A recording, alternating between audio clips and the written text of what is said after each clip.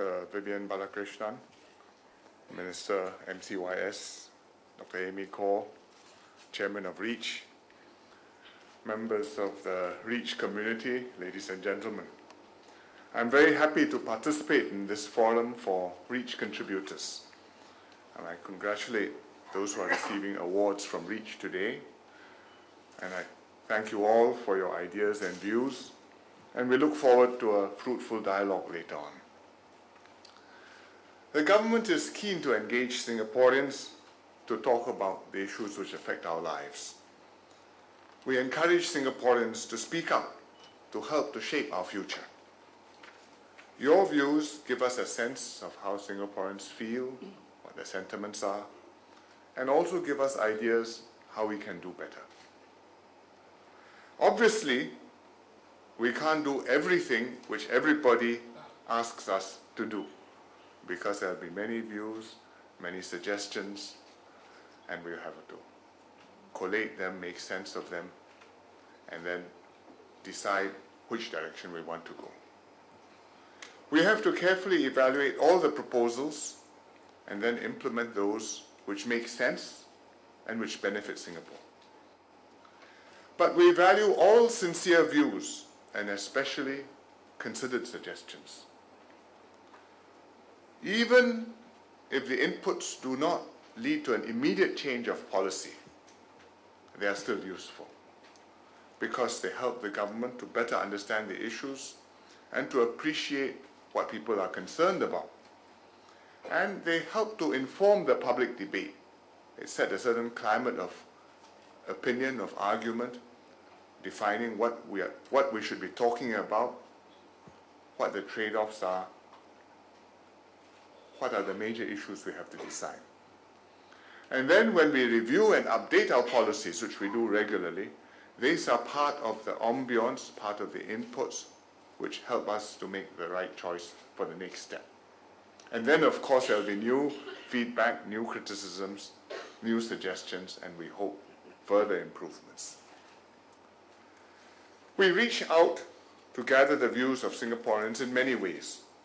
We hold dialogue sessions, we hold formal consultation exercises, and the MPs and grassroots advisors play a critical role. For example, holding Meet the People sessions, doing house-to-house visits, cultivating the community. For example, the Chinese-speaking MPs have been systematically visiting the clans and the Chinese cultural organizations, and similarly with the Malay MPs and the Indian MPs too. Of course, to reach out to people, REACH itself is one important platform. And REACH has engaged many different groups of Singaporeans and built a more active citizenry. It's got targeted programs, it's got 3 policy study work groups currently, which cover healthcare, national integration, and manpower. It's got a People's Forum, who are Singaporeans who register with REACH and regularly give their views to the government. Currently, the People's Forum has over 10,000 members. Then there are the junior REACH ambassadors who engage students, those who are still in school, get them into the habit of following what's happening, of developing a view, of speaking up, and encouraging them to become active citizens. These initiatives go beyond gathering feedback to involving Singaporeans in a sustained two-way discussion. REACH has also tapped the internet in a major way. I think Singaporeans, especially the younger ones, are adept at operating in cyberspace. In fact, sometimes you may be in the same room and you may be SMSing one another or typing into your respective screens over Skype or ICQ.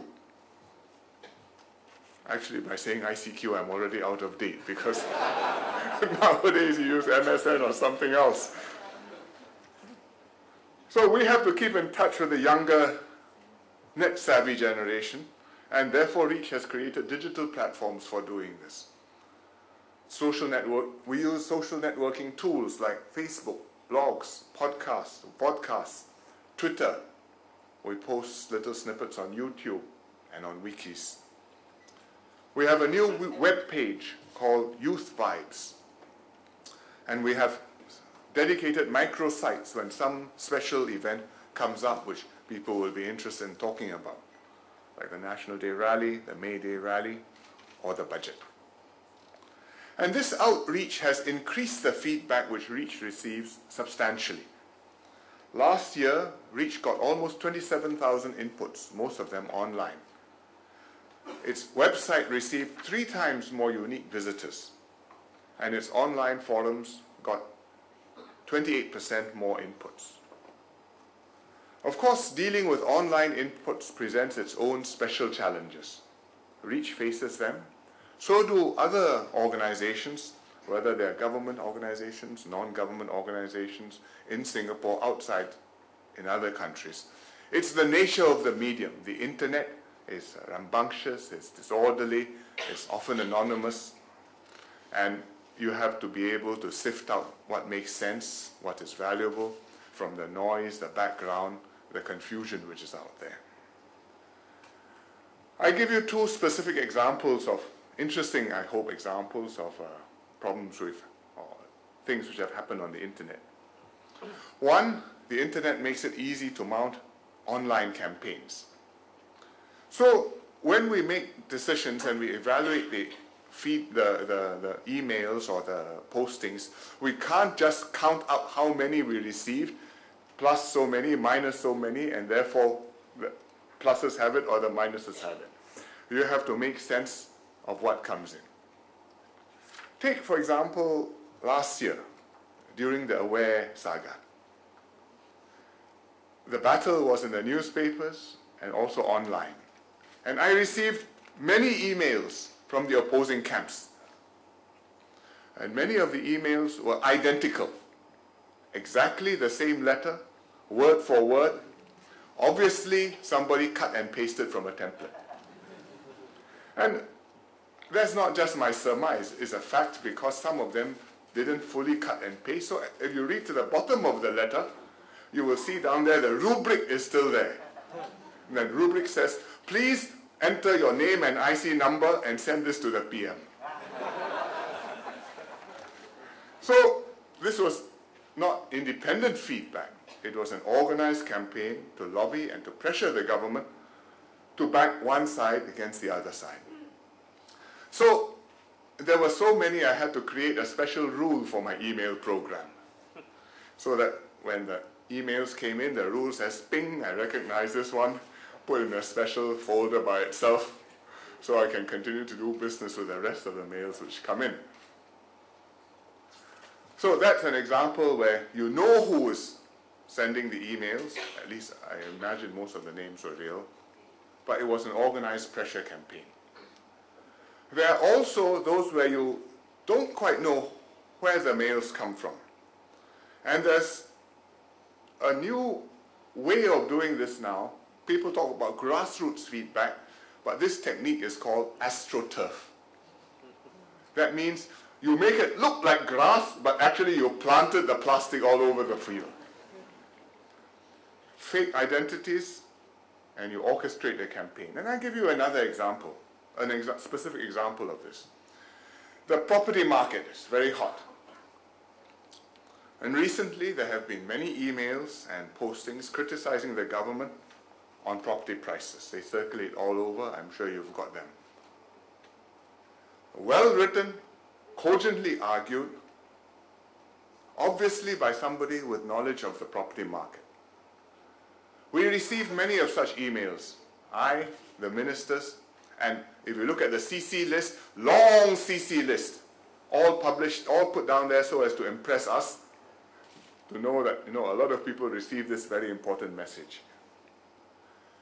The arguments are similar, the language is cogent, very recognizable style, and always ending up that the government saying the government must bring down the property prices quickly, sharply, immediately, or else after the next election we will stop supporting you. And I will tell all my friends to do the same. So you look at the bottom of the mails, there's name, there's address, there's telephone numbers, sometimes even NRICs. And quite a few came it says, I am a grassroots leader in so-and-so constituency. One was in Yio Chu Kang, one was in Pasir Ris, Punggol. I have been a grassroots leader for so many years. I am in this zone, and so on and so forth.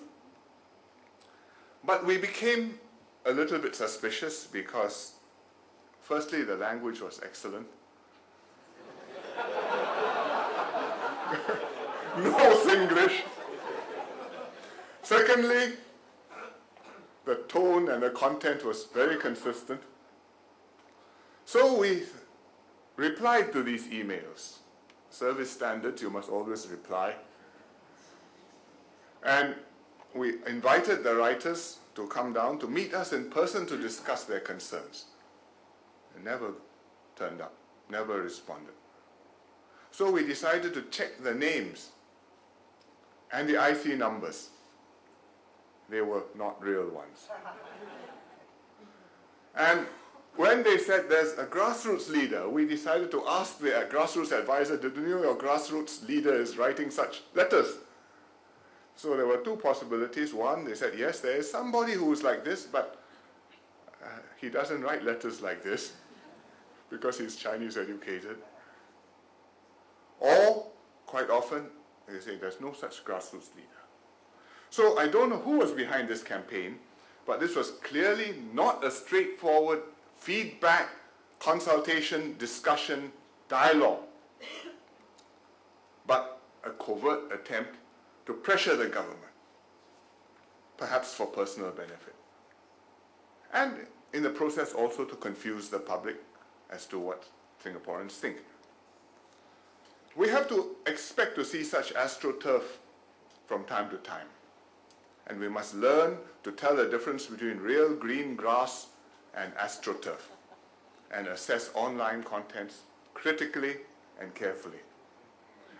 Government must be able to do that, and I think the public too must also be able to do that, because when you read postings on so many sites, Hardware Zone and so on, you must know which ones are real, which ones look real, which ones are too good to be true. Reach has been able to work through the limitations of this medium and find it useful. We do find thoughtful and well-argued postings on the Reach digital platforms. And the Reach staff work hard, trawling through the feedback diligently. They identify the genuine, useful criticisms and suggestions and then extract them for the ministries to follow up. And they have observed, which is not surprising, but I think it's reassuring to know, that the more insightful comments often come from the People's Forum members, those who have registered their names, made a commitment to participate, identify themselves, and are part of a serious dialogue with the government. It's not a surprise because contributors who give their true identities have to stand up for their views and have to take more care to make sure that they've got factual, well-argued, and helpful points to make. But however important the cyberspace is and the internet is, the best way Reach has found to reach out to people is through a combination of online and face-to-face engagement, which is why today I decided it's best for us to meet in the same room and see one another instead of just being an avatar on a screen. And you are an avatar on my screen. That's how our policy study work groups operate. The members participate across different channels. They hold online discussions to poll views and share ideas quickly. Then there are dialogues to engage in detailed, more in-depth discourse. These work groups are active and make valuable recommendations. Some of their proposals have been adopted. For example, adjusting Medisave to encourage patients to right site in the right institutions, in community facilities, instead of clogging up beds in the acute hospitals when they're not really sick. And I look forward to more ideas and suggestions from the People's Forum and from the Reach, from the efforts of Reach. To recognize and to thank the participants for your contributions. Today, REACH is giving 5 awards for participants who have made exceptional efforts. And we are very grateful for what they have done. They've been active in a full range of REACH platforms. They do detailed research to fully understand public policy issues before making their recommendations. And therefore, they've had inputs which are relevant and meaningful.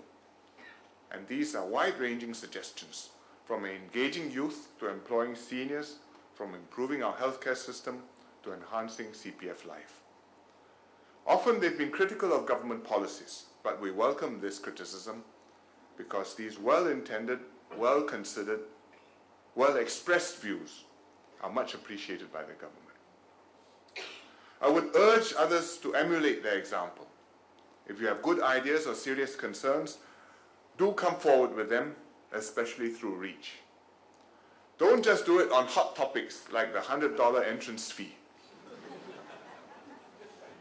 You know where to. But also long-term issues that are of vital importance to Singapore, whether it's economic upgrading, productivity improvement, or population. Go beyond commenting on what the government is doing or not doing. Offer constructive criticisms and serious alternatives, or even better, work together with us to solve the problems. So I encourage REACH to keep up its good work. You will continue to gather ideas and concerns of Singaporeans, foster active and responsible discourse, and therefore together we can make tomorrow's Singapore better than today's. Thank you very much.